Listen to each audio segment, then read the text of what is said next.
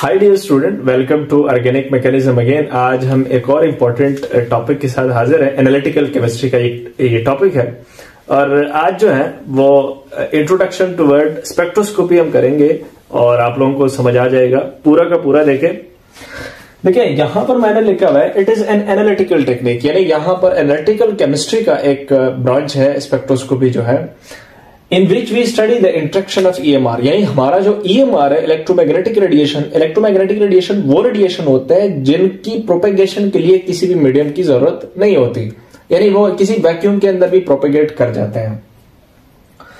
Interaction with matter, यानी हम matter हमारा अगर एनालाइट है, अगर किसी चीज को हम किसी चीज का एनालिसिस कर रहे हैं तो वो मैटर का ही करेंगे ना।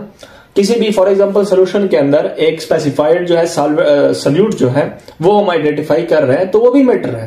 तो ईएमआर का मैटर के साथ जो रिएक्शन एक किस्म का इंट्रैक्शन है, इसको हम क्या बोलेंगे? स्पेक्ट्रोस्कोपी बोलेंगे। यानी यहां पर जो हम ईएमआर को यूज कर रहे हैं उससे हमारा फायदा ये होगा कि हमारा क्वांटिटेटिव एनालिसिस भी हो जाएगा। यानी एक फॉर एग्जांपल यहां पर मैं अगर यहां पर लिखूं, एक फॉर एग्जांपल एक बेकर है जिसके अंदर मेरा लेट्स सपोज सॉल्वेंट है और मेरा क्या है सॉल्यूट पार्टिकल्स भी हैं जो कि मैंने रेड से शो कर दिए। अब हमारा जब ईएमआर आएगा और इस सोल्यूशन के साथ टकराएगा और उसके अंदर जो सॉल्यूट पार्टिकल्स है उसकी एक तो क्वांटिटेटिव रिलेशन बताएगा।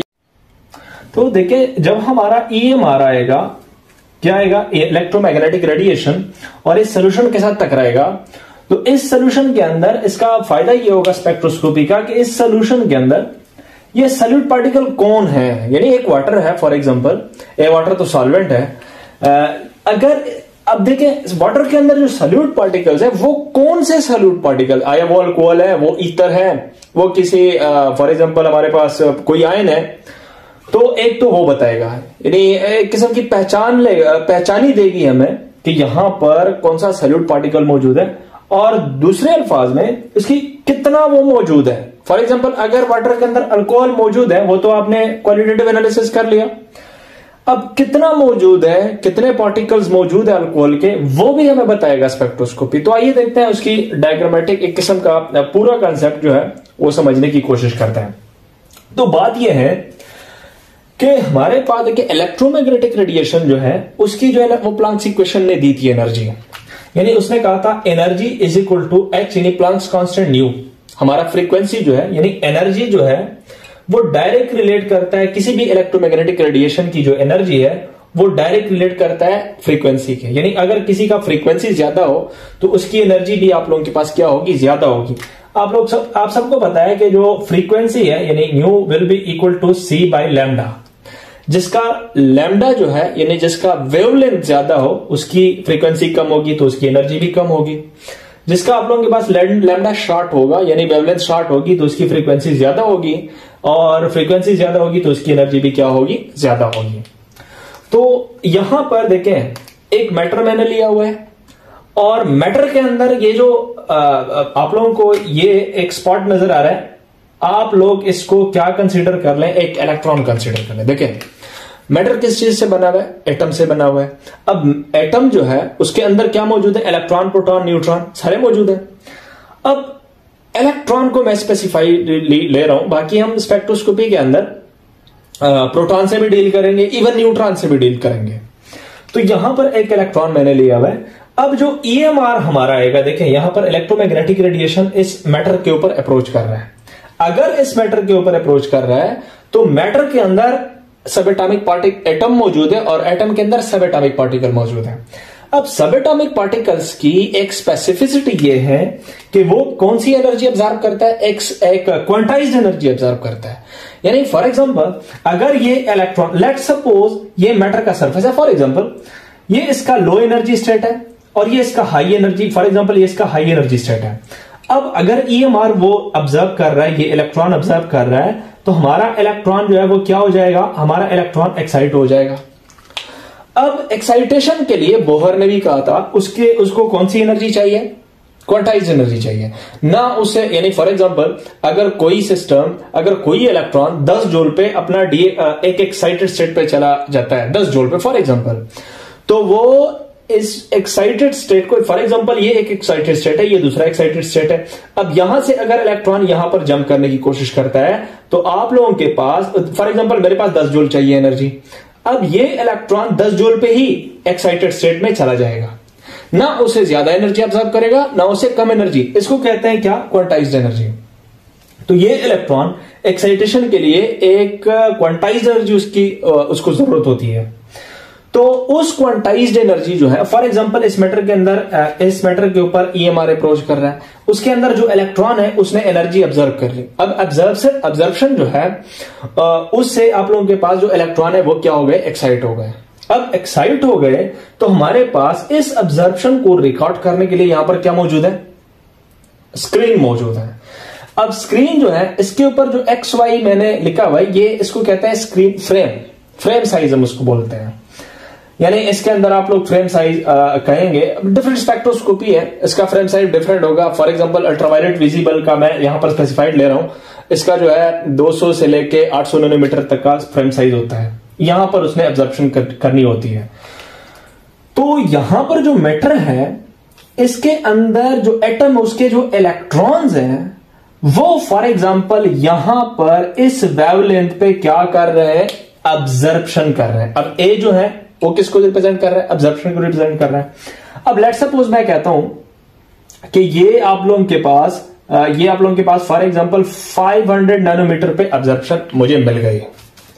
अब 500 नैनोमीटर जो है, जो ही मुझे देखिए यहां पर वेवलेंथ निकल रहा है, एकदम से क्या हुआ? ऑब्जर्व हुआ, यानी एकदम से पीक ऊपर चली गई। इट मींस कि आप लोगों का ऑब्जर्वेशन जो है वो क्या? ज्यादा हो गया। अगर ऑब्जर्वेशन ज्यादा हुआ तो आप लोगों का जो मैटर है उसने किसके साथ इंटरेक्शन कर ली? उसने ईएमआर के साथ इंटरेक्शन शो कर ली।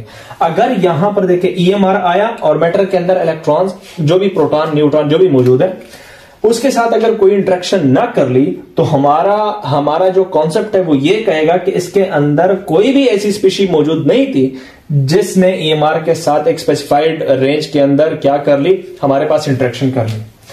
तो होता यूं है कि 500 नैनोमीटर जो ही एक पिक एराइज होगा वो हमारा क्या होगा? Qualitative analysis. यानी हम कहेंगे कि यहां पर हमारा जो है वो एक ऑब्जर्वेशन हो गई और हमारा क्वालिटी जो है वो आइडेंटिफाई होगा। यानी ये आप लोगों के पास क्या है? ये एक स्पेसिफाइड कंपाउंड मौजूद है उसके अंदर।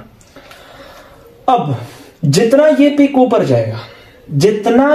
ऊपर जाएगा ऑब्जर्वेशन ज्यादा होती जाएगी। तो हम क्या कहेंगे? मैक्सिमम ऑब्जर्वेशन है। जब हमारे पास ये ऑब्जर्वेशन ज्यादा होती जाएगी तो हमारा क्या बनता हुआ नजर आएगा? Quantitative analysis.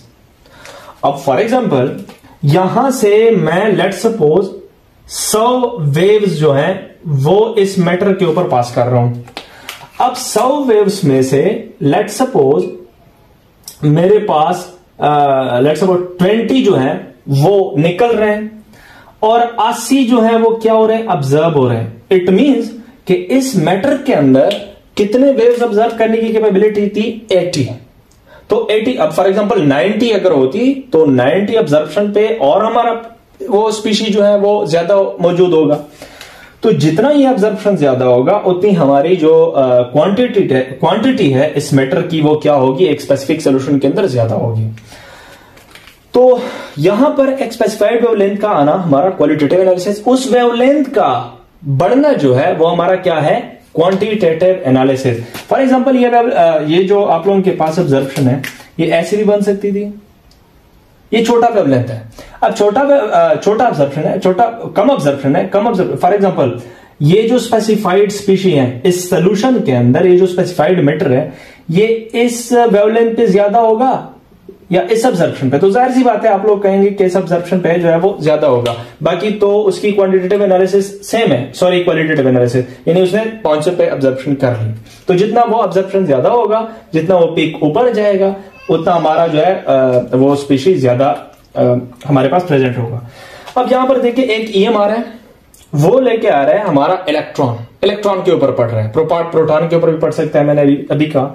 अब इलेक्ट्रॉन के ऊपर जब पड़ेगा तो हमारा इलेक्ट्रॉन जो है वो देखिए यहां पर ग्राउंड स्टेट में है। अब ग्राउंड स्टेट से आप लोगों का जो इलेक्ट्रॉन है वो एक्साइटेड स्टेट पे क्या हो जाएगा? चला जाएगा। एक्साइटेड स्टेट पे चले जाने से हमारे पास एक ऑब्जर्वेशन रिकॉर्ड होगा इस तरह का। और उस अब्जर्प्शन को, वो अब्जर्प्शन कितना ज्यादा है उससे हम क्वांटिटेटिव एनालिसिस में करेंगे। वो अब्जर्प्शन किस पॉइंट पे हुआ है वहां वो हमारा क्वालिटेटिव एनालिसिस होगा। यहां पर मैंने लिखा हुआ है थोड़ा सा, every particle in the atom possesses quantised energy. अभी मैंने कहा क्वांटाइज्ड एनर्जी क्या होता है, so that the particle proton और इलेक्ट्रॉन को मैंने यहां पर स्पेसिफाइड किया हुआ है, लेकिन ये जरूरी नहीं, न्यूट्रॉन्स के साथ भी हो सकता है। Present in a different environment, तो ये प्रोटॉन और इलेक्ट्रॉन ऐसे तो नहीं है। फॉर एग्जाम्पल अगर मैं हाइड्रोजन का प्रोटॉन ले लूं तो यहां पर हाइड्रोजन का प्रोटॉन और इलेक्ट्रॉन जो है वो एक प्रोटॉन को अट्रैक्ट कर रहा है। अगर मैं हीलियम का ले लूं तो हीलियम के पास 2 प्रोटॉन है, उसके इलेक्ट्रॉन जो है वो 2 प्रोटॉन अट्रैक्ट कर रहे हैं। तो ये इलेक्ट्रॉन डिफरेंट एनवायरमेंट में है, ये इलेक्ट्रॉन डिफरेंट एनवायरमेंट में है। तो ये डिफरेंट एनवायरमेंट की वजह से वो ऑब्जर्प्शन भी क्या करेंगे, डिफरेंट करेंगे। तो इसका फायदा हमें होगा to identify a different compound. यानी हमारे पास एक पिक आया, इसका मकसद ये नहीं है कि हर कोई जो है वो इस 500 नैनोमीटर पे हमें पिक देगा, ऑब्जर्प्शन देगा। तो ये जो है इसके जो डिफरेंट इन्वायरमेंट है वो आप लोगों को डिफरेंट पिक्स मिलेंगे डिफरेंट कंपाउंड्स के, उससे हम डिफरेंट कंपाउंड जो है वो आइडेंटिफाई करेंगे। Thank you for watching.